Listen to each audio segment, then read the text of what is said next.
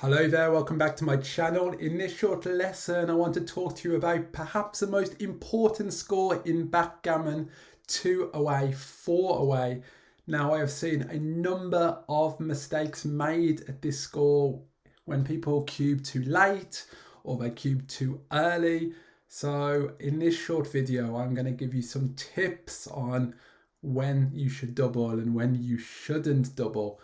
Now let's start by looking at these two theoretical positions here. Now as the trailer at 4 away, 2 away, you can cube extremely early, and here we can see that after the 5 point made it's actually a double and a small pass, and the 4 point it's a double and a take just after 1 point being made in these two theoretical positions. Now as the trailer you can double very quickly, and this would also be a double with a 3 point made, and a 2 point being made is actually still a borderline double. So these positions, even though you couldn't cube in these positions, these give you an indicator of how soon the doubling window opens at this score as the trailer, and how eager you should be to shift the cube over the board. Now as the leader at 4 away, 2 away, you basically pass anything that is gammonish, because of course with the cube turned and your opponent being 4 away, he can win the match with a gammon on a turned 2 cube. So this is a monster pass for green at the score, but of course at a normal score or for money this would be a clear take. Here it's better to pass as green and get your opponent to play 3 away, 2 away, rather than gamble the whole match on this game. Gammons are 31% for white. We simply just let this go as green. So when you are leading 2 away, your opponent is 4 away, then just drop the cube if it is gammonish. Here are some tips already to think about. Now this is very much a non-mathematical approach to cubing, and of course you can look more mathematically at take points and winning percentages using the match equity table on XG. But here are some simple ideas to help guide you towards making the right decision. Now as a trailer at this score, you should be doubling after any favourable opening sequence. So be extremely aggressive with the cube as the trailer at 4 away, 2 away. And even if you do not start with a good sequence, basically double as a trailer after any position that looks gammonish. Now as a leader at this score, you basically pass anything that looks remotely gammonish. Just pass it and get your opponent to an odd away score, and then take pretty much everything else within reason. Obviously you have to look at the dynamics of the position, but if it's not gammonish then most times it is a take. Now when should we cube as the leader at 4 away, 2 away? Well, here it will be a humongous mistake to double this blitz position, this position that we actually looked at earlier. Now this is a monster no double as the leader, because by doubling here your opponent will just automatically redouble you back the next roll, because for him it does not matter whether he loses 2 points or 4 points, but for you it does hugely matter. And also here it's such a bad mistake to cube because you kill your own gammons here. So the 31% gammons you have as white just become completely redundant when the cube is turned, because you do not need 4 points to win as a leader. You only need 2 points. So you have an overage there of 2 points by turning the cube. Now again, I've seen many mistakes where people are 2 away and they send the cube far too early in tournaments, and then the cube just gets whipped back at them and they end up losing the match when really they should have waited much longer to cube. So cube early if you're the trailer, very early in fact, and cube very late if you are the leader at the 4 away, 2 away score.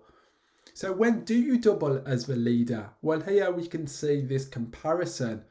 Now, if the position is gammonless, which means gammons are extremely low, it's good to double on the left because contact is low, and it's a big pass for green at the score because white is unlikely to leave a shot on the left-hand side. However, on the right-hand side, it becomes a huge no double for white because green has contact value. With the holding game, white has yet to clear the midpoint, and that could cause some problems for white, potentially leaving a shot and indirect which green could hit.